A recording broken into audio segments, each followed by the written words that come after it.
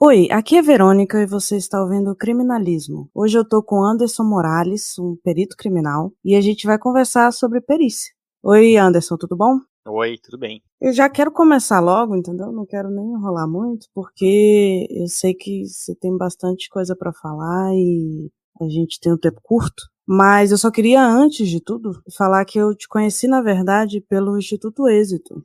Eu vi você dando um seminário sobre suicídio. E É, eu sou voluntária do CVV, então eu tenho muita curiosidade sobre esse assunto, sempre me interessei por esse assunto. E quando eu vi esse seminário, eu fui assistir, eu gostei bastante, assim, teve bastante conteúdo interessante. Você fez uma pesquisa no Rio Grande do Sul, né, sobre sim. isso. E aí eu já fui te acompanhando, né, desde então no seu trabalho e tal. Além disso, outras pessoas te recomendaram para falar sobre esse assunto, então eu te trouxe aqui para a gente falar um pouquinho sobre perícia. E aí eu só queria que você começasse explicando quem você é, sua Certo, formação, onde é que você trabalha e etc. perfeito. Tá bom? Certo. Bom, meu nome é Anderson Morales, eu sou o perito criminal oficial do estado do Rio Grande do Sul. Estou lotado no Instituto Geral de Perícias, que é o órgão responsável pelas perícias criminais aqui no Rio Grande do Sul. Então, isso é bom deixar bem claro, porque esse nome da perícia criminal ele muda muito de estado para estado. Em alguns estados é chamado de perícia criminal, outros estados é chamado de perícia forense, outros estados é chamado de polícia científica, né? Aqui no Rio Grande do Sul somos o Instituto Geral de Perícias. Então, é um nome para mim horrível, de se falar a verdade, porque quando eu falo que eu trabalho no IGP, as pessoas não têm nem ideia do que se trata. Eu trabalho Uhum. com perícias criminais aí há quase 15 anos. Como perito, eu tenho 11 anos de perícia. Eu comecei na perícia criminal como técnico em perícias, que é um cargo dentro da perícia criminal, também acessado através de concurso público, mas ele tem a exigência de ensino médio. Quando eu fiz o concurso, eu não estava formado ainda, no curso superior, então eu fiz o concurso para ensino médio, comecei a trabalhar como técnico em perícias, trabalhei no necrotério, fiz necropsias, trabalhei na clínica, trabalhei na parte de digitação de laudos, fiz bastante coisa, trabalhei em vários lugares diferentes. E quando saiu o concurso em 2008, eu tinha me formado em 2005, em 2008 saiu um próximo concurso, fiz o concurso para perito criminal, sou formado em Direito, e nessa época era aceita a faculdade de Direito, que há uma grande discussão hoje se a faculdade de Direito é aceita ou não para perito criminal, então isso varia muito de estado para estado, alguns estados aceitam, outros não, alguns editais aceitam, outros não. Aqui no Rio Grande do Sul, na época que eu fiz lá em 2008, era aceito. Já no último concurso aqui em 2017 não foi aceito mais a faculdade de Direito, então dei sorte na época da minha Nossa. graduação a ser prevista ali no edital, né? E Mas aí eles comecei. aceitam áreas específicas, tipo biologia, química, é isso que você Sim, tá eles falando? determinam normalmente, no edital ele sempre determina quais são as formações. As Ah, sim. engenharias normalmente são aceitas, química, física, biologia, isso varia muito de estado para estado. Então, uma das piores perguntas, não vou dizer que é pior, mas é uma pergunta difícil às vezes de responder, assim, é quando a pessoa pergunta qual faculdade eu devo fazer para ser perito? E a resposta curta e simples é depende. Depende do edital, vai depender do edital lá, ele vai determinar quais são as graduações. Ah, mas no próximo edital vão aceitar direito? Não sei, ninguém sabe. Só quem vai fazer o edital é que vai determinar quais são as graduações. Não há nenhuma garantia de que o edital anterior tenha aceitado direito, que o próximo edital vai aceitar. Às vezes muda a banca, mudam as necessidades do órgão. Então, por exemplo, aqui no Rio Grande do Sul, em 2017, havia uma grande necessidade de pessoas formadas em informática, em engenharia da computação, engenharia mecânica. Então, abriu vaga principalmente para esses graduados, né, nessas áreas. Então é muito difícil. As pessoas muitas vezes querem uma resposta simples assim. Muitas vezes vem, eu tenho que fazer direito. Direito serve. Bom, meu amigo, eu não sei nem de que estado tu é, eu não sei nem o edital do concurso. É difícil, não tem bola de cristal. E as pessoas às vezes ficam bravas, porque eu não dou a resposta que a pessoa espera. Eu não posso dar uma resposta. Não, faz direito que é garantido. Não é. Nenhuma faculdade é garantida. Então vai depender muito do edital. A pessoa precisa pegar os editais e ler os editais para ver, há uma sequência aqui, muitos anos, sempre aceitou tal graduação. Então, possivelmente que no próximo edital vá ser aceita a próxima graduação. Precisa ler o edital. As pessoas muitas vezes não querem ler o edital. Então eu falo, quem passa no concurso, pelo menos o edital ela leu. É Sim. muito difícil uma pessoa que tenha passado no concurso, concorrido, e não tenha lido o edital, não saiba quais são as regras. O edital tem todas as regras do concurso. Tem a graduação, quantas questões tem, qual é a matéria ali que tem mais ponto. Então o cara que passa um concurso, ele sabe o edital, sabe que ele tem que estudar mais ali, medicina legal, porque cai mais, tem uma pontuação maior, sabe que tem que estudar direito, sabe a legislação que tem que estudar. Então é necessário ler. As pessoas muitas vezes elas não querem ler. E eu digo, pô, mas tu não quer ler no edital, tu não vai passar, tu tem que estudar um monte de matéria, vai ter que estudar um monte, mas tu vai ter que ler um monte de coisa, não faz sentido. E as pessoas às vezes se ofendem, pô, meu amigo, eu não posso te enganar, não vou conseguir dormir de noite sabendo que vou te dar uma resposta, querendo te enganar, que é mais fácil, e depois tu não vai passar no concurso, né? Então eu sou bem sincero, assim, olha, eu fiz um texto, eu tenho um textinho pronto lá, explicando exatamente isso, sobre o que é edital. Quando a pessoa me pergunta qual a faculdade, eu mando o texto. Uma das pessoas às vezes diz, mas é um texto muito longo. Bom, daí eu já não tenho mais o que fazer, né? Se a pessoa não quer ler nenhum texto que é de uma página que explica, a pessoa não vai ler nem o edital, nem vai estudar para ser perito, né? Então é difícil. Né? Então, eu acabei divagando aqui estava falando sobre mim, a minha formação, então eu comecei como técnico perito, depois passei para perito, e trabalhei a maior parte da minha vida como perito criminal em local de crime, que é a área ali que eu mais gosto de trabalhar, que envolve muita análise e indução e dedução ali de vestígios, um pouco de medicina legal, que também é uma matéria que eu gosto muito de estudar. Então, a análise de manchas de sangue. Trabalhamos muito com suicídios, que a gente vai nos locais de suicídio, que é um tema que eu estudo aí há uns 10 anos já. Eu fiz vários estudos em cima deles, então, geralmente, não é querer me gabar, porque até é um assunto meio triste da pessoa ser especialista, né, suicídio, mas ali no IGP, quando se fala em suicídio, lembram de mim, assim, tem um suicídio diferente, às vezes penso numa opinião. Quando, agora nos últimos cursos de formação, fizeram uma cadeira específica de perícia em local de suicídio, porque nós temos bastante suicídios aqui no Rio Grande do Sul, então eu dou uma cadeira específica que é perícia em local de suicídio, ali eu abordo suicídio por enforcamento, suicídio por arma de fogo, suicídio por precipitação, por afogamento, todos os tipos de suicídio ali, e explico como é interessante ali fazer a perícia de suicídio, porque ele vai ter o agressor e a vítima no mesmo local, e todas aquelas análises psicológicas que a gente pode fazer para tentar chegar num perfil vitimológico ali, para saber se não, essa pessoa tinha intenções suicida, ela é uma vítima de suicídio, ou se era um suicídio forjado, né, que é muito raro, mas pode acontecer. Então eu trabalhei a maior parte da minha vida com o local de crime, já chefiei a seção de local de crime em 2012, foi uma época que eu aprendi bastante, eu lia todos os laudos, todos os casos, então aprendi muito naquela época, lendo os laudos dos colegas, e entre 2015 e 2018 eu chefiei a seção de inteligência aplicada à perícia criminal, ali onde fiz um trabalho bem interessante de análise criminal, ali, fazendo análise de todos os homicídios, todos os suicídios, todas as mortes violentas que ocorriam na região metropolitana de Porto Alegre. Então, interessante. Mas você fez isso mais como estudo ou serviu como pesquisa também? Não, servia como pesquisa. Servia bastante como pesquisa. Como trabalhava junto das outras forças de segurança, junto da inteligência da polícia. Muito do trabalho ali que eu produzia nessa análise criminal desses homicídios era repassado aí para ajudar em políticas de violência contra a mulher, violência contra crianças, tudo. Era uma coisa bem específica, assim, bem determinada, bem segmentada. Assim. Então esse trabalho foi um trabalho bem desgastante, eu posso dizer, porque eu lia por dia 30, 40 ocorrências de morte, de tragédia, de morte de criança, de morte de mulheres, de morte de idoso, assim, e fiquei 4 anos fazendo isso. Foi pesadíssimo. Foi assim, eu precisei pedir para sair. Eles não queriam que eu continuasse fazendo trabalhos, eu gostava bastante do meu trabalho, mas era uma coisa que estava assim me afetando demais, porque e até descobri assim, eu fui até pesquisar sobre isso e descobri uma explicação, porque eu tô acostumado a trabalhar com local de crime e ver tragédia, ver gente morta, mexo com sangue, mexo com cadáver, nunca tive problema com isso, mas ler as ocorrências estava me perturbando demais. E eu li uma pesquisa, um estudo que fala exatamente sobre isso. Quando tu tá lendo ou ouvindo coisas relacionadas à violência, tu imagina as coisas muito pior do que elas são. Então isso é muito mais traumático do que tu vê realmente as coisas. Porque quando tu vê, tua imaginação fica limitada. Precisa imaginar, tu tá ali bem exposto. Agora quando tu lê alguma coisa, tu ouve sobre coisas de violência, tu ouve relatos de violência, assim, tua mente fica muito mais solta. Por isso que a gente vê que as pessoas falam, mas o livro do determinado filme é muito melhor. Sim, porque quando tu leu o livro, tu criou aquele negócio na tua cabeça totalmente diferente do que o diretor do filme lá criou. São interpretações diferentes, né? Então eu achei bem interessante esse estudo, eu acho que até fiz um post no meu Instagram sobre isso e eu pude experimentar. Foi exatamente isso que aconteceu. Quando eu li as ocorrências, assim, principalmente quando envolvia crianças, assim, eu ficava assim, mal. E não tinha foto, era só a descrição, mas eram descrições, assim, que me perturbavam. E acabei pedindo para sair. Fiquei 4 anos fazendo isso e não, eu preciso sair, vou voltar pelo menos para o local de crime, que como eu trabalho em plantão, porque nessa época eu trabalhei com inteligência aplicada à perícia criminal, eu trabalhava diariamente, então era de 30, 40 ocorrências de tragédia por dia, mexeu muito comigo.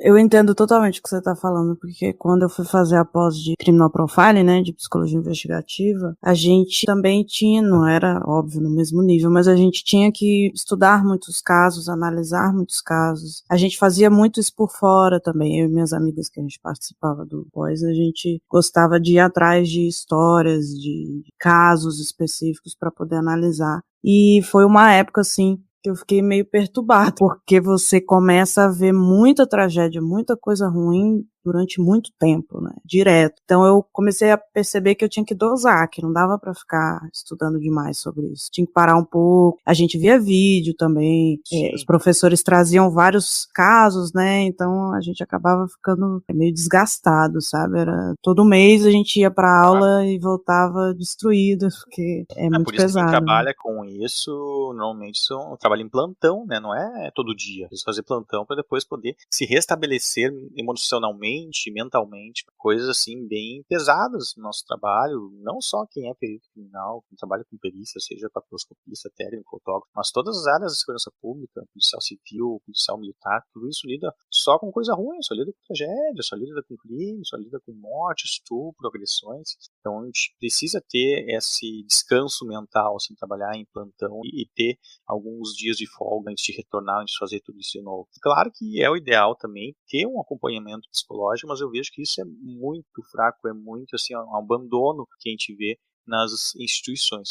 Por exemplo, quando nós fazemos uma das fases do concurso é o psicotécnico. E a pessoa normalmente ela não é reprovada ou aprovada no psicotécnico. Ela é apta ou não apta a exercer aquela profissão. Então determina ali que tu parece estar apto ali a trabalhar com tragédia. Eu não sei se a pessoa é louca ou não para trabalhar com isso, né? A pessoa está apta, quer dizer que ela seja sã ou insana. Mas depois disso, não tem mais uma avaliação para dizer se ela continua apta a trabalhar com isso. Ou ela pirou de vez e se tornou tão fria que nada mais importa para ela, ou, sei lá, pediu para sair. Tive colegas que pediram para sair, começaram no plantão e disse, não é para mim isso aqui, não. É normal, não é desmerecer colega que não quis trabalhar no plantão, que não consegue, não é fácil. É fácil. Quem trabalha em plantão, quem trabalha com tragédia, sim, realmente precisa receber um grande reconhecimento. Não é uma coisa simples, ainda mais em países como o nosso, assim, de maioria cristã, que a gente tem todo um aprendizado, que a morte talvez não seja o fim, mas é o fim, e o suicídio é pecado, que não é, não sei o que, então é difícil lidar com isso. Só citei isso porque muitas pessoas são religiosas e veem um morto assim e se benzem, assim, se apavoram, mas eu não tenho religião nenhuma e é uma escolha minha para lidar com isso mais fácil. Eu acho que é até mais fácil não acreditar em nada para poder encarar essas tragédias que a gente encara no nosso trabalho. Entendi. Então, tem a influência religiosa pega no final das contas, né? Porque tu vai ver ali a questão da morte é uma coisa que não é esclarecida. Cada religião lida com a questão da morte de uma forma diferente. A religião católica não é bom dependendo de como a pessoa foi, é ruim dependendo de como a pessoa foi em vida, né? Então é difícil lidar com isso se a pessoa tem uma crença, assim, é muito religiosa, é a questão da preservação do corpo. Já tive locais, assim, que a família não queria que mexesse no corpo, porque era uma ofensa, porque não queriam que fizesse exame de necropsia, que ia profanar o corpo, não sei o quê. Então tem toda essa questão aí religiosa. Entendi, mas realmente não é para tranquilo, qualquer não, um, pode né? ser Não é várias um coisas. trabalho. E você falando isso, eu pensei na romantização, né, da perícia, principalmente entre concurseiros, né? Porque existe um público gigante de concursos que querem fazer perícia, né? Inclusive, você deve atender muita gente deve falar com você sobre isso, né? Você falou de gente perguntando sobre formação e edital. Eu imagino que o número de pessoas que estão querendo fazer concurso para perícia seja muito grande no seu estado. Eu sou contra, eu não gosto dessa romantização, porque pode acabar atraindo pro meio pericial, pros concursos periciais, pessoas que não têm o perfil. Eu sempre digo, quando eu dou palestra, eu acho assim, para trabalhar com segurança pública, trabalhar com perícia criminal, trabalhar com morte, estupro, tragédia, cadáver, tem que ter vocação. Eu acho que não é para concurseiro. Não é a pessoa lá que faz o mesmo concurso para Tribunal de Justiça e faz concurso para perito criminal. Podem, às vezes, interpretar errado, mas eu acho que não é assim. A pessoa tem que ter um perfil, porque senão ela vai acabar ou desistindo ou se tornando um péssimo profissional. Então chega lá, eu já tive colegas que entraram comigo e quando passaram no concurso era, eu não posso ver cadáver. Eu disse, como assim? Você entrou, tu leu o edital pra tu ver onde é que tu tá te metendo? Ali diz que tu tem que passar, pelo menos tem que ter o treinamento de local de crime, porque pode um dia vir a ter que atender um local de crime. Todo mundo tem que passar por isso. A pessoa já entra no concurso dizendo que não pode ver cadáver, lugar errado, já entrou errado. Quando a pessoa entra no concurso pelo status, pelo distintivo, pelo salário, entrou pelos motivos errados. E aí a tendência de a pessoa se tornar um péssimo profissional e isso ser um problema para a sociedade, porque a sociedade está pagando o salário dessa pessoa e essa pessoa não vai trazer retorno, não vai ser um bom profissional como deveria ser, é muito grande a possibilidade disso dar errado.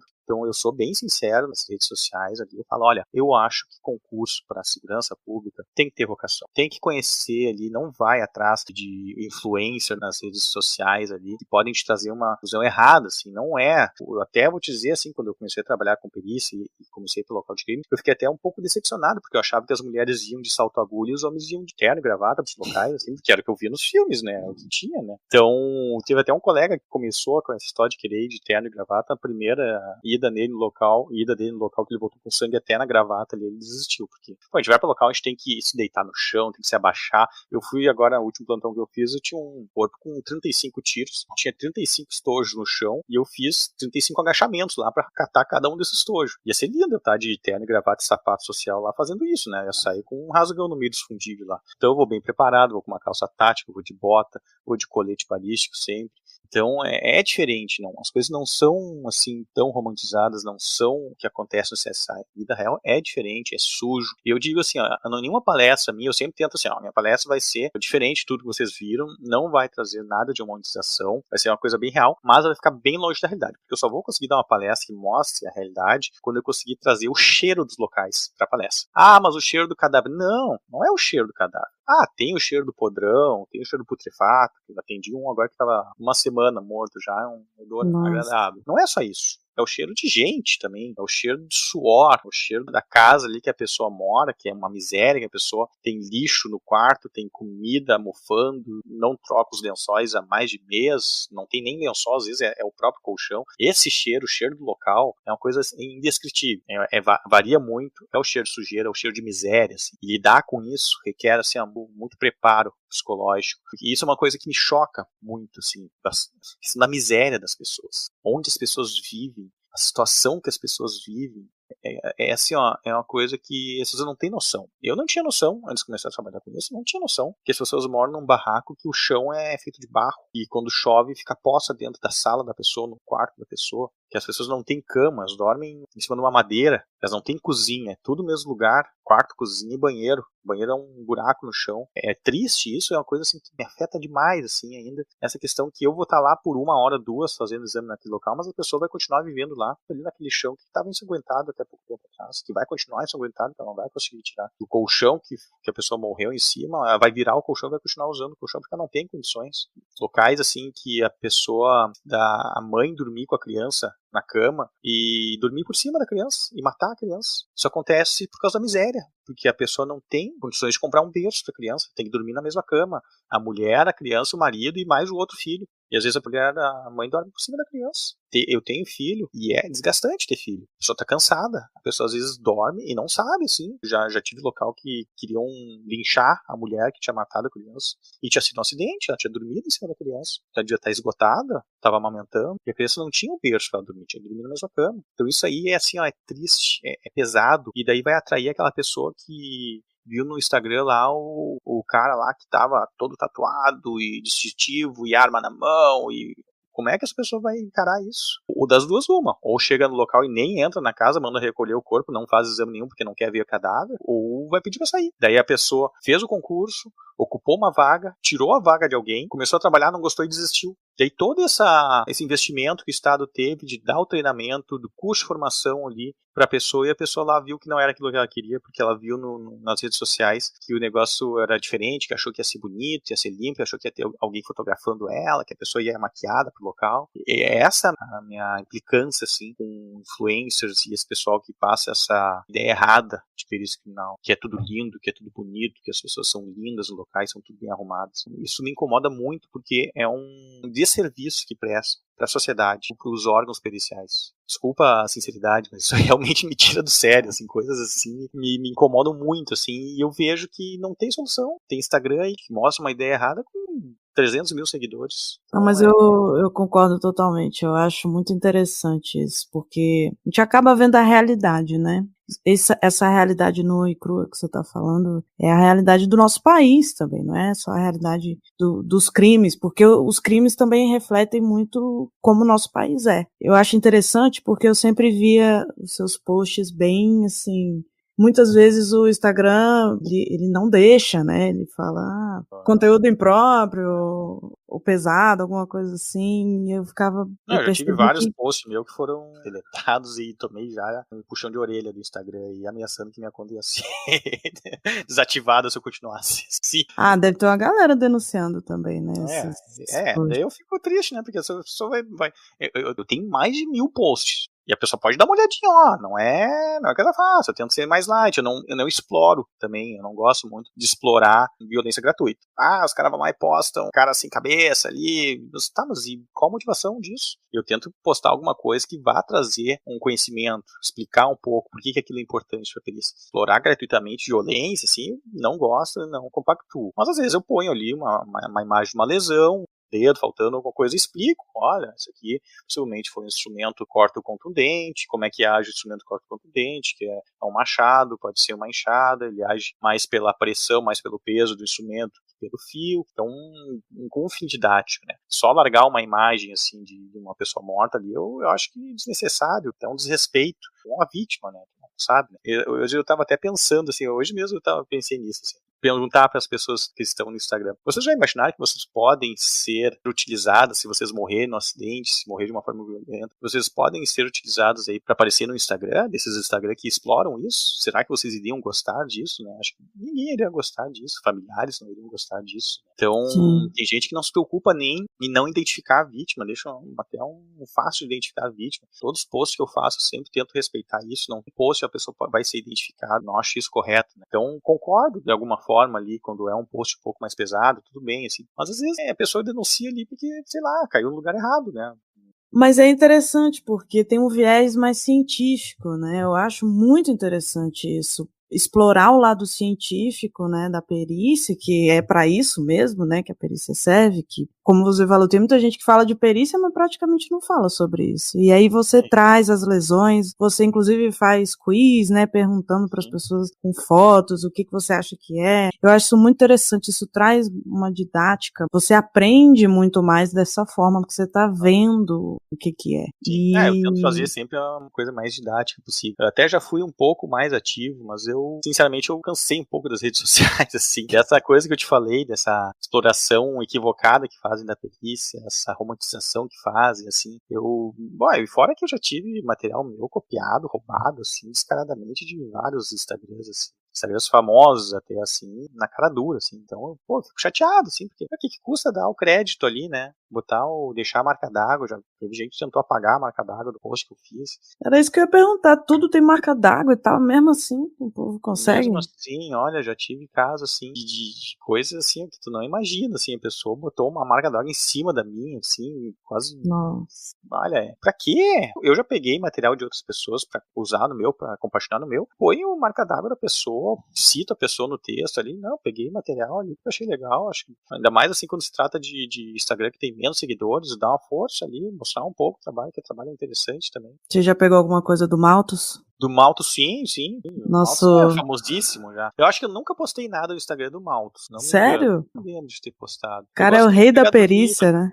Ele é bem famoso, a questão do site dele, desde a época que eu estudava pro concurso, ele já estava no ar, né? Mas eu não me lembro de ter pego alguma coisa dele, porque geralmente as coisas que eu pego, assim, são de livros ou algum site de um artigo, alguma coisa assim, mas tudo sempre eu dou o crédito de onde eu tirei. Eu não tô ganhando dinheiro com isso, não tô fazendo nada, não preciso roubar material dos outros, não tem necessidade disso. Realmente, mas é porque também, quando tem muita qualidade, né, isso acaba acontecendo. Tem que pensar por esse lado também, pô, você faz um bom trabalho, não desista, não saia, continue, por favor, porque é bem interessante, assim. O que eu queria trazer também, você já fala muito da parte científica, mas eu percebi, não que não seja científico, mas eu percebi que você fala de criminologia também, você fala da parte do comportamento, né, Claro. desviante. Você acaba, que é uma coisa que também não é comum para quem é da área de perícia. E aí Sim, eu sim. queria, você falou que fez a pesquisa, que leu vários casos, fez análise criminal, aí eu queria saber se você também analisa vestígios comportamentais, se você pode fazer isso, né? Além de analisar o local de crime, a parte física, né? Se você pega a parte comportamental também. A gente tem sempre aquela questão, né, diferenciar criminalística de criminologia. A criminalística é o que ocorre depois, né, e a criminologia tenta explicar por que ocorreu aquilo, né. Mas eu gosto Sim. muito dessa parte psicológica, a parte comportamental. Eu até comecei a fazer a faculdade de psicologia, mas compromissos pessoais me impediram de concluir. Eu tento retornar um dia para aplicar isso na perícia. E por isso Foi também legal. que eu gosto também da questão do suicídio. É interessante fazer análise comportamental. É um local onde tem mais vestígios que te dão essa possibilidade de fazer análise comportamental, porque a maior A parte... gente tem a autópsia psicológica, né? Que Sim, tem trabalha tudo isso, exatamente pode isso. influenciar. A autopsicologia já vai trabalhar também um pouco mais com os familiares, ela já vai ampliar um pouco. O que eu acho Uhum. interessante muito é que no suicídio, como a maior parte do suicídio ocorre em casa, aquele ambiente ali em que ocorreu o suicídio, ele pode ser muito rico nessa questão ali comportamental. Muitas coisas assim que só com treinamento depois começa a perceber assim como tem ali toda uma preparação, pode ser identificada uma motivação, o método escolhido, que muitas vezes fala muito sobre a motivação, a posição, a roupa que a pessoa usou, o local da casa, tudo isso pode ter um significado, por isso que eu acho bem interessante a questão do suicídio de forma assim, da parte comportamental, né? Mas infelizmente a maior parte dos homicídios que a gente pega é uma coisa que te dá muito pouco vestígio para fazer isso, a maior parte assim, é aquele homicídio com trocentos tiros no meio da rua, que não tem às vezes nenhuma informação do autor do crime, assim, é uma coisa que vai depender lá de um trabalho de investigação policial, de testemunhas, do relato da testemunha. Então, para a perícia, assim, é um trabalho cansativo, é um trabalho braçal de coletar estojo, da posição do atirador, mas muitas vezes te dá pouca informação do atirador. Por isso que eu gostava muito também de fazer locais de arma branca, que esse sim pode te dar um pouco mais de informações do agressor, porque Ah, ele com vai entrar em certeza. contato com a vítima, ele vai se aproximar. Muitas vezes o homicídio com arma branca, ele tem uma motivação, assim, muitas vezes passional, te dá mais informações. A questão das trocas de locar lá, do princípio de locar. Então, todo contato deixa uma marca. No momento que o agressor chega próximo da vítima, ele vai deixar informações dele. A pessoa que mata a outra ali a 3 metros de distância com disparo de arma de fogo, poucas informações vai ter da pessoa ali. E para análise comportamental também é muito pouco. Mas ainda tem, assim, fazendo uma análise assim, um pouco mais ampla, ali, uma criminológica, assim, desses homicídios com arma de fogo, o local, o horário que aconteceu, a quantidade de tiros, a posição ali das lesões, onde foram as lesões, foram na cabeça, foram no peito, quantidade de tiros, tudo isso pode ajudar também na definição do perfil ali do agressor. Mas nós não temos nas investigações utilizado, sim, não é uma prática que se utiliza muito. A questão é essa aí da análise do perfil, definição do perfil do agressor, perfil criminal, profile. Eu gosto muito, eu já li o livro do John Douglas, Robert Hessler ali, do Ray Bull, eu gosto muito dessa matéria, já li algumas coisas, gostaria de poder aplicar, tive umas 2 oportunidades aí que eu pude aplicar um pouco desse conhecimento aí, serviu para alguma coisa, no caso de um estuprador em série, que uma colega pediu ajuda, eu elaborei um perfil baseado naquilo que eu estudei, algumas coisas fecharam realmente, eu sabia que ele tinha um emprego, que era um emprego relacionado com as vítimas, era uma coisa que dava para perceber através da análise dos ataques que ele fez, que ele tinha carro próprio, várias coisas assim, analisando ali, aplicando aquilo que eu li nos livros ali, deu para fazer e foi muito interessante, eu realmente gostaria de trabalhar mais com isso, mas infelizmente nós não temos tanta oportunidade de fazer isso, porque é uma técnica que ainda não é bem vista, assim, como se tivesse resultados, assim. As pessoas, eles preferem ter realmente a digital, assim. A digital, claro, a digital vai te dar o cara lá, a gente vai procurar no banco, vai achar o cara. Mas às vezes não tem a digital, mas às vezes tu tem o comportamento dele no local. E isso pode te ajudar a filtrar os suspeitos. Tirar os suspeitos, não, mas esse aqui não tem o perfil ali que o profiler determinou. Então eu acho uma matéria muito interessante.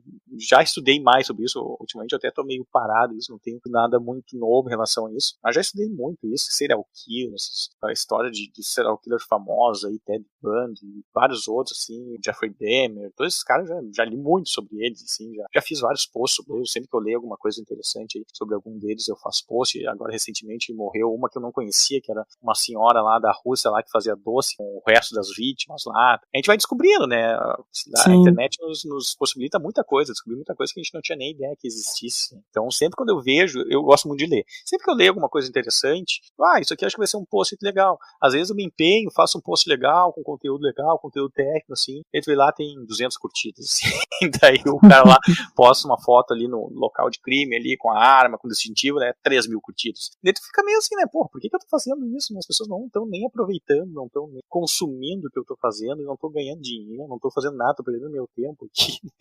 Por isso que daí eu fico meio assim, por que eu vou perder meu tempo fazendo isso? Mas, continuo fazendo. Que bom, porque eu gosto bastante, assim, eu acho bem interessante. Você traz vários temas ligados, né? Eu vejo muito, assim, a ideia de que o investigador deveria ter esse conhecimento, mas eu acho que o perito também precisa ter esse conhecimento, porque é ele que vai passar as informações, né? Ele que vai lá no local do crime, às vezes o investigador nem vai, né, necessariamente no local do crime. Então, eu acho que você, inclusive, deveria fazer a pós-graduação, hein?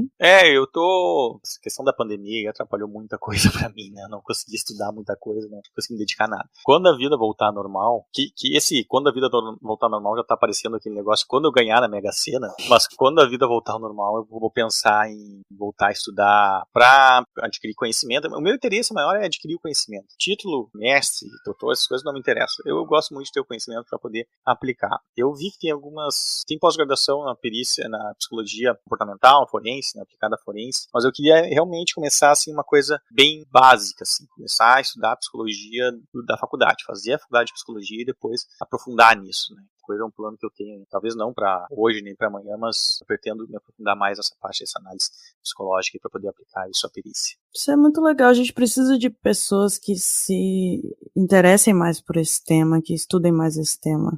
Eu acho que o criminal profile ele só vai crescer se ele começar dentro. Não adianta eu chegar e querer que todo mundo use, que seja uma ferramenta da polícia. Não, pessoas na polícia que já estão lá, já estão atuando lá, que tem que trazer, que tem que falar, é bom isso aqui, vamos estudar, vamos ir atrás, vamos fazer. Entendeu? O problema é que tem muita resistência.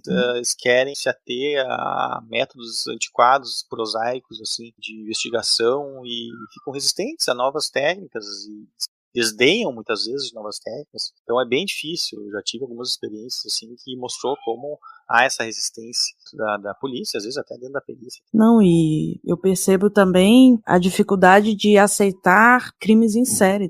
Demora muito para a polícia aceitar que um crime é um crime em série. Eu senti isso aqui em Brasília, quando teve, não sei se você soube do caso do Marinésio, que eu pegava as mulheres no ponto de ônibus e tal. Mas eu sei que tem muita dificuldade também em troca de informações. Entre, às vezes, até dentro da própria cidade, assim, delegacias diferentes e cidades diferentes. Troca de informações entre estados, muitas vezes, há um problema. Assim. Banco de digitais, por exemplo, não tem acesso assim, a outros estados, é difícil. Uma coisa que deveria ser básica, né? Essa comunicação, esse banco de dados, sim. Pelo menos dentro da cidade. De comunicação entre perícia e polícia. O fato da gente ser órgão separado, isso dificulta muito. Tem coisas que os peritos poderiam ajudar muito mais, colaborar muito mais, mas não tem acesso, tem essa resistência ainda da polícia, porque a gente é de outro órgão, não querem nossa ajuda muitas vezes. Caso esse que eu comentei do estuprador em série, foi uma perita que foi atrás e enfrentou um pouco de resistência assim, da polícia de aceitar o trabalho dela. E foi o trabalho dela que pegou o cara, ajudou muito a identificar o cara. Ela cruzou informações de casa assim, que nem sabiam que era dele. Pois é, isso acontece muito. Esse Marinésio mesmo descobriram depois, porque na verdade foi uma advogada que sumiu. E aí houve toda uma comoção dentro da advocacia, na OAB. Muita gente se movimentou para descobrir o que tinha acontecido com ela. E aí, com isso, eles descobriram o Marinésio. E só depois eles descobriram que ele já tinha matado outras pessoas, já tinha estuprado outras pessoas. Falta o VCAP aqui para nós, que eles têm lá nos Estados Unidos, o FBI tem o VCAP, que é um sistema nacional, todo mundo tem acesso, que é o banco de dados e modus operandi. Então, sempre que tem algum caso assim, que a pessoa pode desconfiar que tenha repetido, tenha algumas características que podem ter sido repetidas, partidas para identificar um serial killer, colocam no banco de dados esse. Então é uma coisa que falta para nós, assim. Às vezes pode ter um cara aqui que cometeu um homicídio e tinha algum significado ali, deixou uma assinatura, alguma coisa, numa cidade, e outra cidade a 200 quilômetros ele cometeu a mesma coisa, e nunca vão relacionar os dois, porque não há esse cruzamento de investigação, né? Não há esse problema de falta de comunicação. É muito grande, a gente vê que é muito grande ainda. Eu acho que falta muita inteligência, né? Não tem jeito. A inteligência aqui é muito frágil. E eu acho que é uma coisa muito básica, né? Um banco de dados. Mas não existe um investimento em inteligência policial. Eles querem investir em quantidade de pessoas e em combate, né, à violência. Parte de prevenção. Não aparece. O que eles querem? Querem investir em viatura, que aparece. Querem investir, às vezes, no policiamento ostensivo, que é o guarda na rua, é o policial na rua. Então, em vez de comprar um microscópio, um MEV, microscópio eletrônico de varredura para o GP, vão comprar um monte de viatura que aparece, né? Então, tem essa questão aí da política. É o que dá voto, o que é que o governante lá vai pensar, como é que ele vai ganhar, como é que ele vai aparecer que ele fez investimento. Se ele falar que vai investir em inteligência, não fica nem aí, né? Ninguém sabe o que é isso, ninguém sabe o que é, né? A gente enfrenta muito problema, assim, da questão da precariedade, falta de investimento, e isso se deve também a que vão preferir, muitas vezes vão preferir investir na polícia civil, na polícia militar, do que na perícia. É bem interessante esse tema, assim, eu acho que tem muita discussão, né, muita coisa para falar sobre isso, porque a gente ainda está muito longe do que poderia ser. E incluo também o criminal profiling nesse tema. Mas eu acho que a resistência com o criminal profiling é no mundo inteiro, não tem jeito. As pessoas não acham que é científico. E tem muita gente que usa de forma não científica, então acaba atrapalhando muito o trabalho, né. Eu tô tentando disseminar, pelo menos. Eu acho que a minha parte é passar o conhecimento, mostrar que existe. Tem isso aqui, é uma coisa científica, é uma coisa interessante. Talvez seja interessante estudar e ir atrás disso, entender melhor, né, desse assunto. Eu gosto de instigar. Eu também não ponho tudo mastigado, não. Eu acho assim, tem isso aqui, se quiser saber mais, tem livro, tem várias coisas sobre o assunto. Tem que se aprofundar, né? Não dá pra ficar só na orelha do livro ou ler só o resumo. Requer estudo. A gente precisa muito mais de pessoas que estudam mais. A prática é importante, mas também ter uma base científica no estudo é muito importante. A gente tem muito pouca gente que realmente estuda dentro da perícia, dentro da polícia. Olha, são poucos os caras que pegam um livro para estudar. Assim. Tem colegas meus que nunca abriram um livro de medicina legal, nem de criminalística, nunca leram. Assim, não sabe diferenciar algumas lesões, não sabe aplicar isso no local. Às vezes eu falo e mas eu já tenho mais tempo que tu, não sei o que, eu vou ter mais tempo que eu, ainda não aprendeu a fazer o exame. Então, são coisas que a gente vai lendo. Pô, tem tanto. A nossa literatura brasileira aqui de perícia criminal é muito limitada. Se limita ali a uma editora só. E cara, né? Pra caramba. E às vezes, quando eu estudei para concurso, achei maravilhoso tudo, mas depois que tu começa a trabalhar com isso, tu precisa de um conhecimento mais aprofundado, tu vê realmente é bem fraco. Infelizmente a gente tem acesso com a internet, tem acesso a muitos outros estudos, artigos, muita coisa assim. Compro livros, muitas vezes, tem vários livros que eu comprei nos Estados Unidos, até saiu às vezes mais barato que aqui. Eu até te dou a dica, tem um site que eu conheço lá, que é um site sebo americano, que ele muitas vezes pegam livros de bibliotecas de universidades, recebem e revendem, né? Então a biblioteca comprou uma edição nova de um livro de mancha de sangue, e a edição anterior está ali para venda, assim. Eu comprei um livro de mancha de sangue do Tom Bevel, que custava, a edição nova custava $500, eu paguei $10, assim, na edição anterior, assim. Gente, que site é esse, pelo amor de Deus? Better Road Books. Então esse tem que garimpar, porque ele não é um site só de livro científico, ele é um site de tudo que é literatura. E às vezes tu acha algumas coisas de medicina legal, eu comprei o livro do Bird at Night, que é uma das maiores referências de medicina legal. Tu pega, a maior referência que a gente tem no Brasil aqui de medicina legal é o França, né, que é o cara que está em todos os concursos. Aí tu pega o livro do França, tu vai ver que tem várias coisas que são tradução que estava no livro do Bird at Night. Sim, então então eu vou ler esse aqui, né, que é o cara vou ver o original, né? Vou ver o original, né? Comprei ele.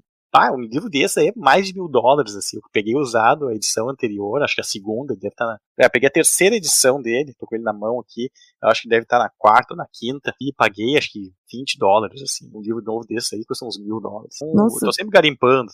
Eu gosto de comprar os livros. Eu gosto de poder pagar pelo que o cara fez, assim, de alguma forma, poder contribuir. A minha área também, a maior parte dos livros são em inglês, né? E são muito caros, é 500, 600, Sim. R$ 1.000. E aí, você falar isso, cara, eu vou procurar, então, Dá uma esses olhadinha livros. aqui, talvez tenha alguma coisa. Eu falei, é questão de garimpar, né? Eu vou botar na descrição do episódio também, pra quem se Boa, interessa. boa.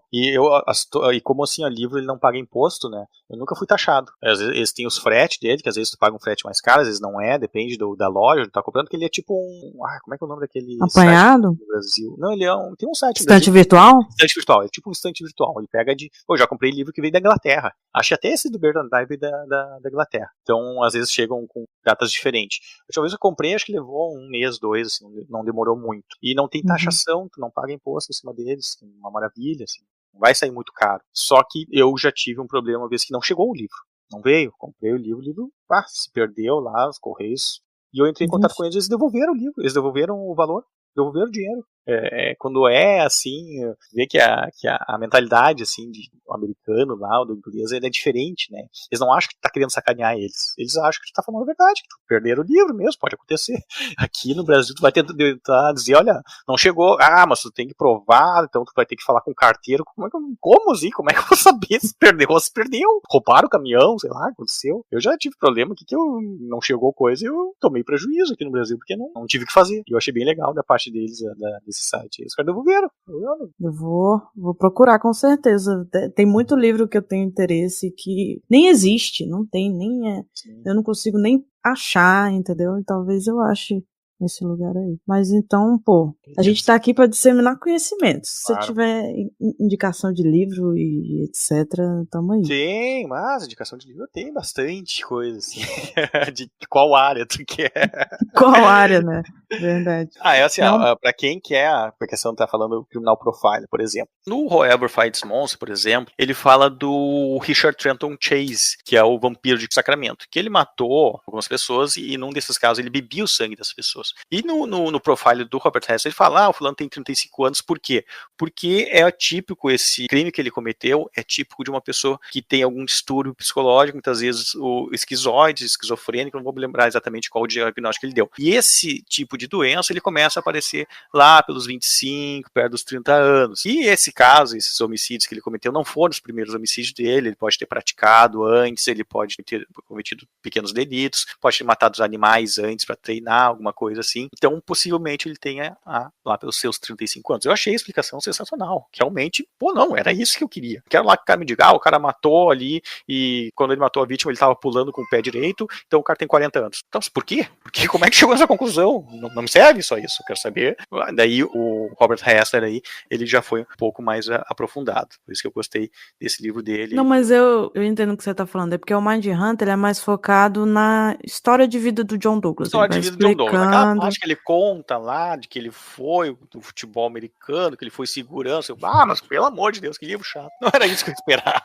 Sim, eu vi muita gente falando sobre isso. Não era tão bom o livro e tal. É porque ele vai contando a trajetória dele e como ele se torna profiling, ele vai contando os casos, mas ele não entra em detalhes. Tem o De Frente com o Serial Killer, que eu não li ainda. Eu acho que deve ser um pouco mais... É uma continuação do Mindhunter, né? Não sei se você conhece. Não, e aí, eu acho que ele entra mais em detalhe nos casos. Esse do Robert Hessler, realmente, ele foca mais no profile, né?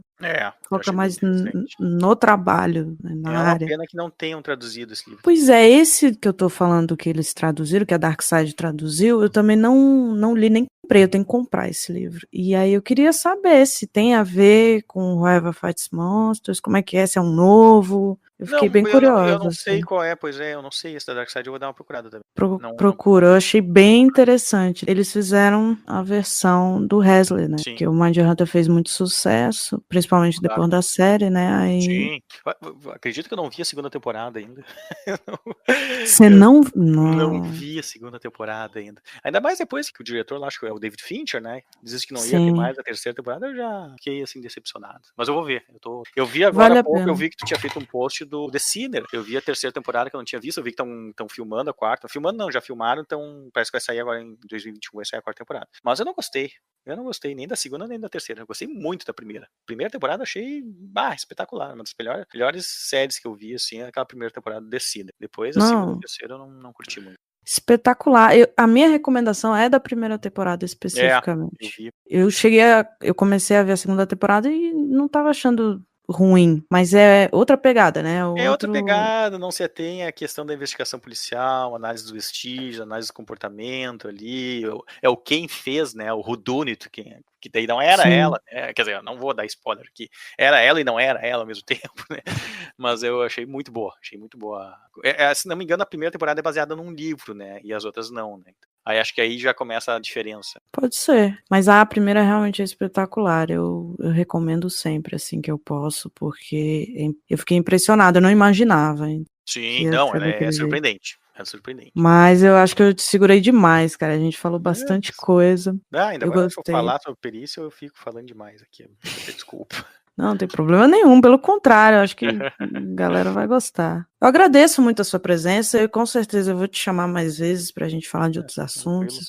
Eu acho o seu estudo sobre suicídio muito interessante também, assim, é bem detalhado, né, sobre as informações do Rio Grande do Sul, que é um estado que tem um índice alto, né, de suicídio. Acho que você não vai se livrar de mim tão cedo, assim, nesse aspecto. Mas eu agradeço muito. Continue, por favor, no Instagram e passando informações diferenciadas, né? Tem muita coisa que a gente não faz nem ideia, assim, que você traz, que eu fico, gente do céu, de onde ele tirou isso? Vou pensar bem sobre isso. Tô meio decepcionado com algumas coisas, mas vou tentar. Posso tirar um tempo, às vezes. Bom dar um tempo, às vezes, né? Sair um pouco das redes sociais, que às vezes é um ambiente meio tóxico, né? Até esses dias eu estava lendo sobre a questão da depressão que é causada aí pelas redes sociais, uma vida de mentira que as pessoas às vezes põem e postam, né? Tava vendo um documentário ali tem na Netflix, o Dilema das Redes, né? E mostra como alguns casos aí de depressão foram diagnosticados pelo uso intenso aí de redes sociais. Eu até acho bem interessante, até recomendo aí, quem quiser deletar suas redes sociais para ver esse documentário. Eu tenho interesse em ver, mas eu vi muita gente criticando porque a galera faz a besteira e depois pede desculpa, né? Eu fiz as redes sociais e fiz bosta aqui, beleza? Ganhei desculpa dinheiro aí. E agora, desculpa aí, mas eu continuo aproveitando o dinheiro que eu ganhei nas redes sociais. É bem assim mesmo. Mas o importante é a informação que eles trazem, né? Sobre o assunto. Pra pensar. Avaliar, né? Se vale a pena continuar ou não. Mas eu vejo que não tem mais volta. A sociedade como um todo, redes sociais vai existir pro resto da história da humanidade agora. Se não for mais o Facebook, porque a gente começou, tinha o Orkut, depois o Orkut veio pro Facebook, depois o Instagram, tem TikTok aí. Essas coisas aí. Toda hora vai aparecer uma coisa nova. Parece que conecta mais as pessoas, mas afasta mais as pessoas ao mesmo tempo, né? É complicado, mas eu acho que isso aí é assunto para um outro podcast. Nossa, isso aí vai longe. Falar sobre rede social e comportamento. Principalmente comportamento criminoso também. A gente pode falar de stalk, cybercrime, Deep Web. Eu tenho interesse em falar muito sobre esse assunto, porque eu acho que até para alertar, né? Tem muita coisa que as pessoas podem cair em golpe, etc. E se exporem e dar problema. Como eu diz não me lembro quem é que diz um ditado, que os computadores vieram para solucionar problemas que não existiam antes da invenção dos computadores. Então, trouxeram muitas facilidades, mas trouxeram problemas também, que tem de golpe que acontece. O príncipe nigeriano aí me manda e-mail direto aí. Talvez eu esteja perdendo milhões aí, porque eu nunca acreditei na conversa dele. Ô, gente, tá dando mole aí, pô. Tu nunca recebeu esses e-mails aí do príncipe nigeriano? Tinha um que ficou famoso aí. Porque teu sobrenome é de uma família, porque eu estou aqui, eu sou advogado do príncipe e tal, não sei o que. Ele está procurando os descendentes que não existem mais para pagar, mas para tu receber, tu precisa pagar aí uma pequena quantidade de 5 mil reais. Esse golpe é famoso. Doideira. Esse é muito bom. Pra você ganhar dinheiro, você tem que pagar, tá? Pra ganhar dinheiro tem que pagar. Se eu tivesse dinheiro, eu não estaria pagando aqui. Não, olha.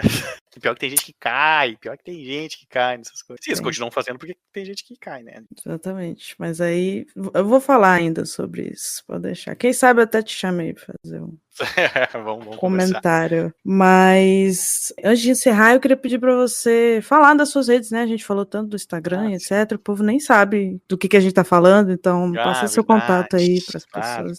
Eu esqueço, pra tu ver, eu tô muito desligado.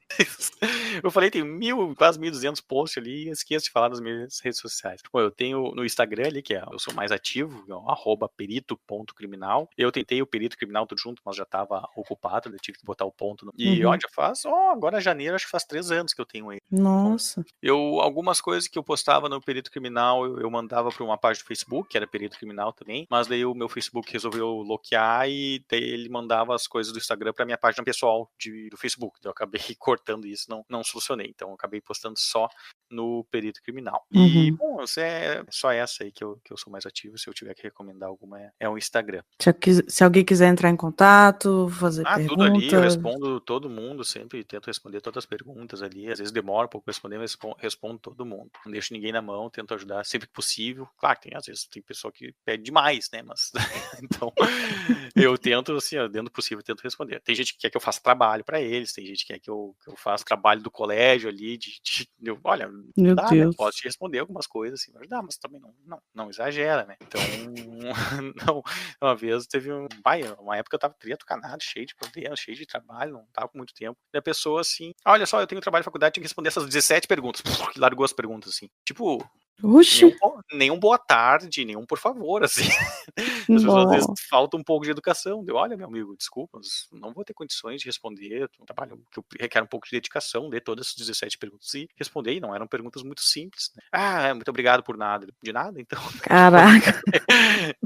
Olha, eu tento ajudar, dou indicação de livro, mando artigo, sempre possível, mas as pessoas têm que entender que eu tenho uma vida fora do Instagram ali, e tendo 60 mil seguidores, não são poucas pessoas que entram em contato comigo para pedir coisa, né? Então eu tento deixar bem claro, eu ajudo na medida que for possível, que não me atrapalhar também, né? Que eu não posso deixar ter família, ter emprego, eu preciso trabalhar para ganhar dinheiro, o Instagram não me paga para eu postar nada ali. Acho que você devia ganhar dinheiro, hein, com esse. Eu acho que podia fazer uma vaquinha aí, ou fazer um abaixo-assinado com o Instagram e, olha, dar uma contribuição pro perito criminal lá, que ele podia. Tô disseminando conhecimento aí de graça já, né? Não tô cobrando nada, né? Sim, e é muito doido isso, as pessoas perguntando. Às vezes as pessoas vêm me perguntar mais sobre a área, né? Sobre o trabalho. Como é que é trabalhar com isso, tal, não sei o quê. Mas muita coisa, muita dúvida, você resolve indo no Google, cara. É muito simples. Eles gostam de perguntar para as pessoas, faz essa mesma pergunta, coloca no Google pra você ver, vai vir várias respostas. Você vai conseguir saber tudo que te interessa. As pessoas têm que entender que a gente, né, não tem como responder tudo. Essa questão do Google é incrível, coisas que é só colocar no Google e a resposta tá ali. Eu acho incrível que a pessoa não tenha pensado nisso, de fazer uma simples pesquisa. Tem coisa assim, olha, eu não sei, deixa eu procurar no Google para ti, então, porque tá ali, né? Daí eu fico pensando, essa pessoa às vezes não vai ter condições de passar num concurso público, se a pessoa não teve nem capacidade de fazer uma pesquisa simples no Google, né? Que é uma coisa extremamente simples, né? Então, tô sendo sincero, assim, olha, É algo saber a se procurar pensar a aí. informação é importante também. Ajuda a pessoa a evoluir. Porque se a pessoa quer tudo de mão beijada, quer tudo que caia na mão dela ali, tudo mastigadinho, a pessoa não vai pra frente. Eu acho algo a se pensar, né? A pessoa deveria se questionar, né? Por que será que eu quero as respostas dessa forma? Por que eu não vou atrás das respostas? Sim. Eu já começo a filosofar, mas melhor a gente encerrar por aqui. Certo. Mas eu agradeço muito a sua presença, eu acho que foi bem esclarecedor. A gente não falou tanta coisa assim, mas eu acho que faz com que as pessoas fiquem curiosas, entendeu? E queiram saber mais. Ir atrás. Lembrando que eu tô também no Instagram, no @criminalismo. Se quiser falar comigo, eu tô à disposição. E depois me contem o que vocês acharam. Se vocês queriam outro perito aqui, não o Morales. Pô, vou decepcionar muita gente, tô vendo. Vai nada. Mas é isso, então.